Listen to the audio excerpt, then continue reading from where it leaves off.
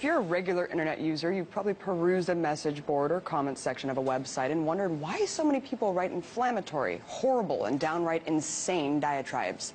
After all, in real life, most people don't communicate with each other through racist, homophobic, and nasty insults. So is it merely anonymity leading to this type of vitriol on the internet, or is something else at play? Well, thanks to a newly released Edward Snowden document by journalist Glenn Greenwald, we now know some of these comments probably aren't coming from members of the general public at all. In an article titled, "How Covert Agents Infiltrate the Internet to Manipulate, Deceive, and Destroy Reputations," Greenwald outlines how intelligence agencies use online troll tactics to influence real-world outcomes. The documents were obtained by Greenwald from the UK's NSA counterpart, gchq, and its uber-secretive Joint Threat Research Intelligence Group unit, or JTRIG. See, JTRIG's mission is to destroy the reputation of specific targets by both releasing false and damning information about them and manipulating cyber conversations to affect public perception. And this program goes way beyond just posting nasty comments, guys. According to the top secret slides, which were shared with intelligence agencies in the US, Australia, Canada, and New Zealand, JTRIG employs tactics such as honey trapping, where online affairs are created for blackmail purposes, changing the target's photos on social networking sites, writing blogs pretending to be a victim of the target, and even emailing and texting incriminatory messages to the target's friends and colleagues. But JTRIG doesn't just stop at sabotaging specific individuals online. The unit also employs tactics for taking down entire companies. These tactics include leaking confidential business information to other corporations or the press, posting negative information on online forums, and getting involved in business deals to ruin relationships. And just in case JTRIG's agents are still confused about what their mission exactly is, another site explicitly states that the whole purpose of the program is, quote, using online techniques to make something happen in the real or cyber world.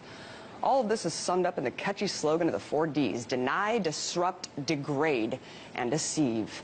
How cute. This type of behavior by intelligence agencies has been long suspected by some journalists and technophiles, but as usual, those concerns were generally dismissed as conspiracy theory nonsense.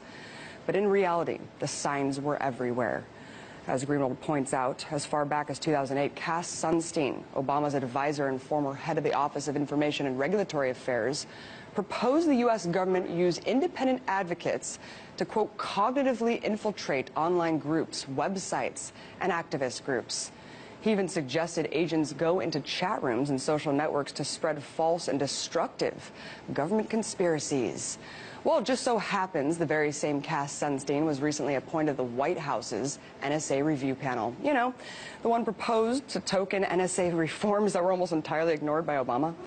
Not to mention that in 2011, the U.S. military admitted to having developed software that allows one individual to control up to 10 separate online fake personalities, also called sock puppets. And when it comes to these type of tactics, other countries haven't even been secretive about their intentions to manipulate cyber information. According to Electronic Intifada, in 2012, the National Union of Israeli Studies partnered with Israel's government to offer students $2,000 to spread state propaganda on online social websites like Facebook. According to the documents obtained by the website, the program is an opportunity for Israeli students to, quote, provide Hasbara, the Hebrew word for state propaganda, that is correct and balanced to help in the struggle against the delegitimization of the state of Israel and a hatred of Jews in the world. Yes, because paying naive students to promote your official government message is a healthy part of any open society. But I will admit that there's another side of the coin which I recently experienced firsthand after talking about countries and corporate powers that profited from Nazi Germany and the Holocaust. The racist, anti-Semitic, and neo-Nazi comments flooded my YouTube and social media sites in uniform, honestly making me wonder if the effort was part of a larger coordinated campaign to discredit this show. And unfortunately, it's not just countries that are responsible for contributing to the growth of toxic online dialogue. It's corporations, too.